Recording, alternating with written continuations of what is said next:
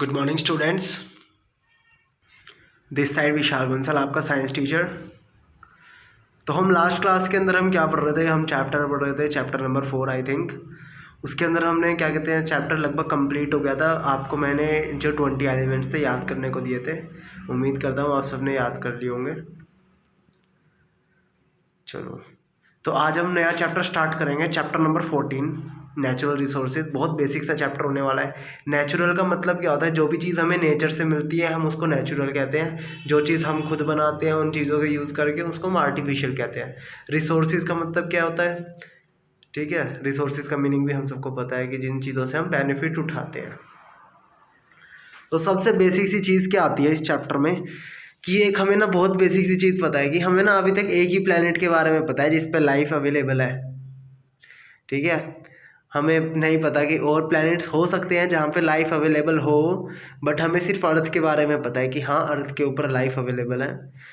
तो हम अर्थ के ऊपर पढ़ने वाले हैं। जो भी चीज़ अर्थ से रिलेटेड है हम उसे नेचुरल कहते हैं बेसिक लैंग्वेज में। तो देखो, अर्थ के हमारे 3 पार्ट्स हैं, लैंड, वाटर, एयर। ठीक है, जल, पानी, आग, आप सबको बताइए। तो देखो, जो हमारी अर्थ है उसका 75% पोर्शन क्या है? वाटर, हम सबको पता है, ओशियंस। एंड 25% क्या है? लैंड। जो लैंड है, लैंड की जो आउटर कवरिंग होती है, आउटर क्रस्ट है, उसको क्या नाम दिया गया है? लिथोस्फेयर। जो लिथो वर्ड है, लिथो हमारा ग्रीक वर्ड है जिसका मतलब होता है लैंड। एंड स्फेयर का मतलब क्या होता है? आप सबने मैथ्स के अंदर पढ़ा होगा, जैसे कि बॉल होती है आपकी। आप सबको पता है हमारी अर्थ कैसे दिखाई देती है, एक किस्म से एक बॉल टाइप स्ट्रक्चर है। जैसे आप बॉल खेलते हो ना लेदर की बॉल से या बचपन में प्लास्टिक की बॉल से, वैसी सी हमारी पृथ्वी का स्ट्रक्चर है। उस चीज़ को हम स्फेयर कहते हैं। तो लिथोस्फेयर क्या होती है? हमारी लैंड की आउटर कवरिंग होती है, आउटर क्रस्ट होती है। ऐसे ही वाटर की आउटर कवरिंग को क्या कहेंगे? हाइड्रोस्फेयर। एंड जो एयर की हमारी कवरिंग है उसे क्या कहते हैं? एटमॉस्फेयर। तो जो हमारा हिस्सा, जो मतलब कि लिथोस्फेयर का हिस्सा, हाइड्रोस्फेयर का हिस्सा और एटमॉस्फेयर का हिस्सा, जो ये तीनों चीज़ें जहाँ एक जगह मिलती हैं, एक पॉइंट पे ये तीनों चीज़ें मिलती हैं, उसको हम कहते हैं बायोस्फेयर। एंड बायोस्फेयर वो जगह होती है जहाँ पे हम रहते हैं, क्योंकि देखो हमें रहने के लिए ज़मीन भी चाहिए, पानी भी चाहिए और वायु भी चाहिए, एटमॉस्फेयर, एयर। तो इसीलिए हमारी पृथ्वी का वो हिस्सा जहाँ पे ये तीनों चीज़ें आके मिलती है, उस चीज़ को हम क्या कहते हैं? बायोस्फेयर। बायो का मतलब क्या होता है? लाइफ। स्फेयर का मतलब क्या होता है? सर्कल, यानी जहाँ पे लाइफ रह रही है। तो यानी बायोस्फीयर के हमारे 2 कंपोनेंट होते हैं, एक तो लिविंग कंपोनेंट, एक नॉन लिविंग कंपोनेंट, जिसको इंग्लिश टर्म के अंदर इन्होंने डिफाइन करके क्या कह दिया? Biotic component and abiotic component. आप एग्जांपल पढ़ सकते हो, प्लांट, एनिमल्स, हिल्स, रिवर्स।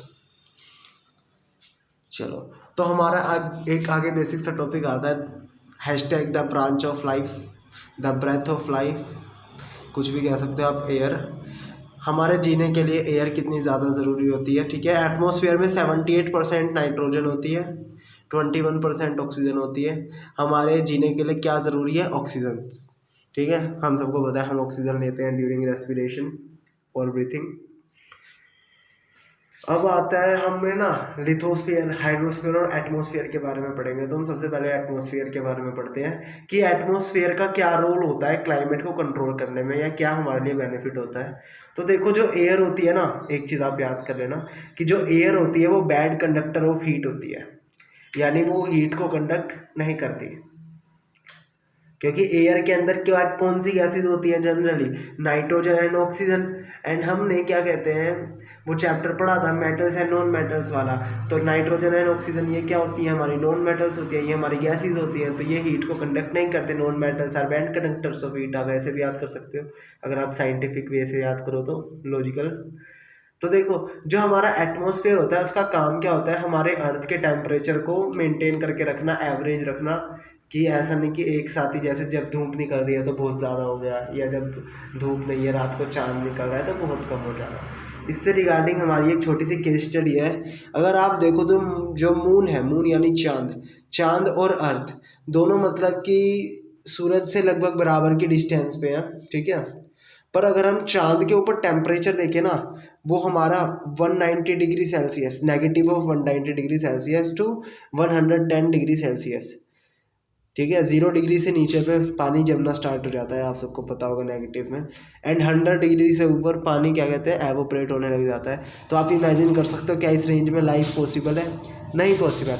अब मून के ऊपर इतना टेम्परेचर क्यों बढ़ जाता है? क्योंकि वहाँ पे क्या नहीं है, एयर। हम सबको पता है चांद पे हवा नहीं है, और हवा से क्या बनता है हमारा, एटमोसफियर। तो ये हमारा थोड़ा बेसिक सा कॉन्सेप्ट आज का।